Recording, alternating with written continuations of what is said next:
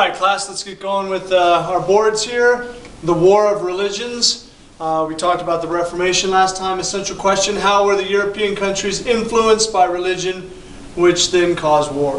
The Habsburg-Valios Wars of 1519 to 1559, these political wars were mostly in present-day Germany, were fought between two dynasties, or the king of one area and the king of another. And this was the wrap-up of the political fighting in present-day Germany at that time. The Treaty of Cateau-Cambréis of 1559 brought that warring parties to a close.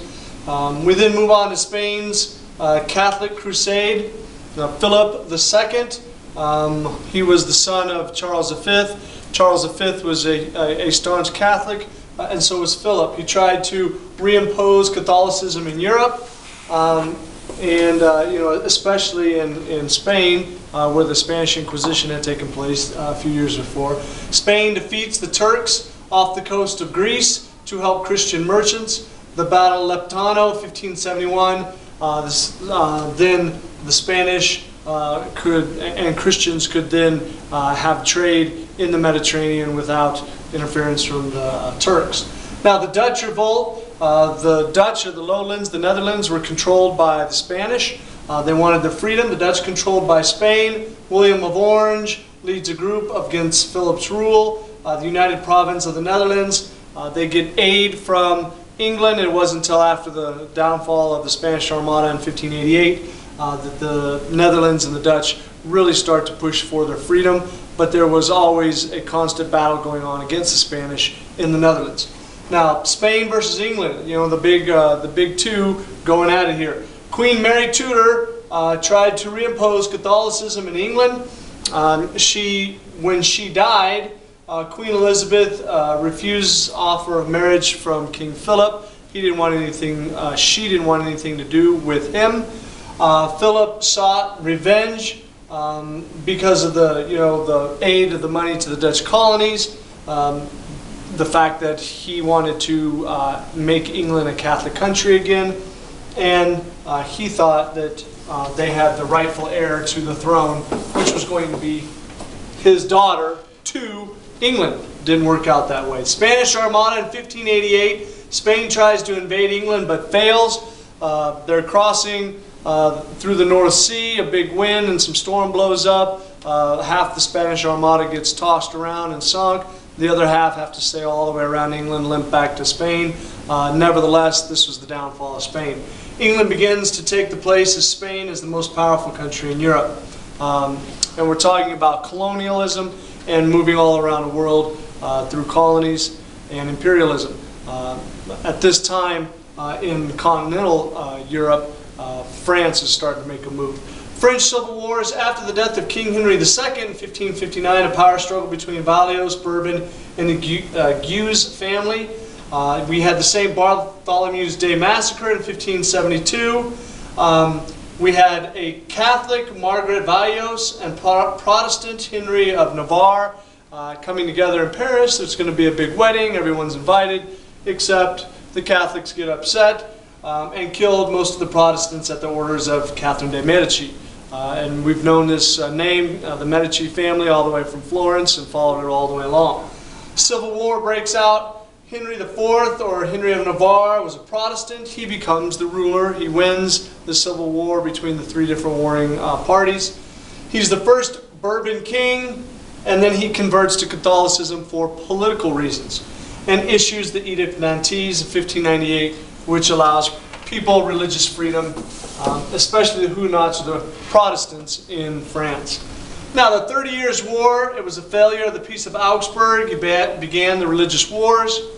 Most important war of the 1600s. It took almost all of Europe to fight, and there was quite a few phases. We got the 4 different phases.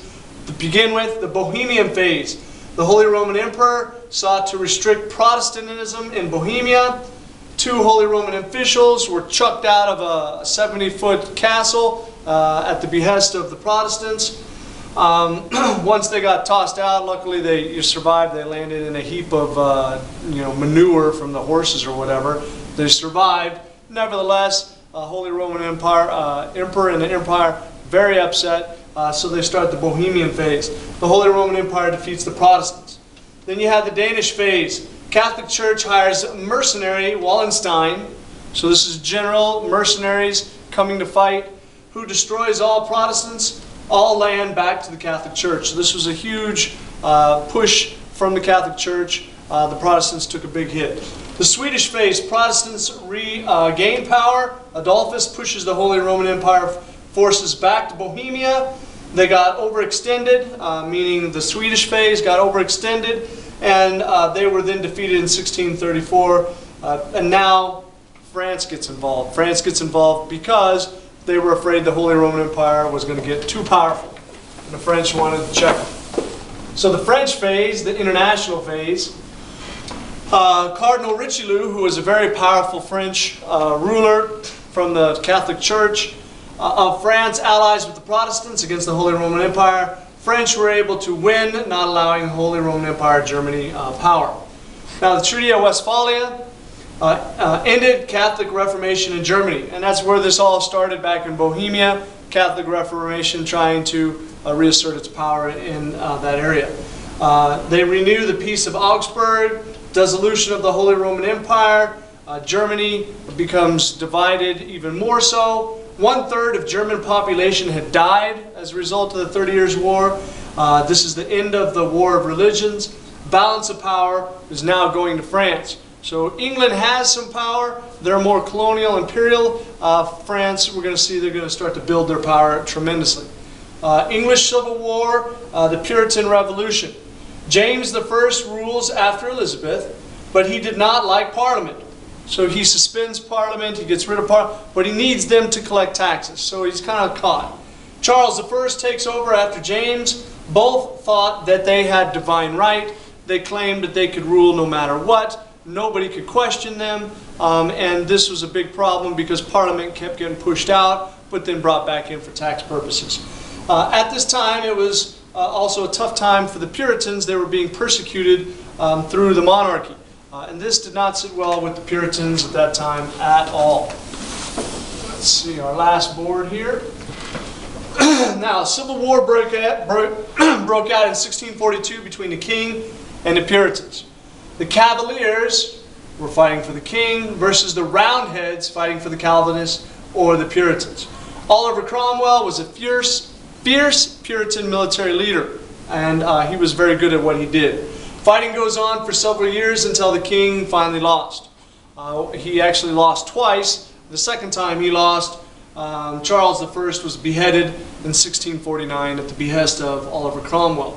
Cromwell then becomes the protectorate, more like a dictator of England, denies religious freedom to Catholics and Anglicans, only Puritans. So this is a very Calvinistic point of view. He invades Ireland and Scotland, who both had thoughts of trying to reinstitute the monarchy. Puritan control, the moral life of England, and I got this unhappy face here because that did not sit well with most of the people in England. After some time, they got tired of no drinking, no swearing, no smoking.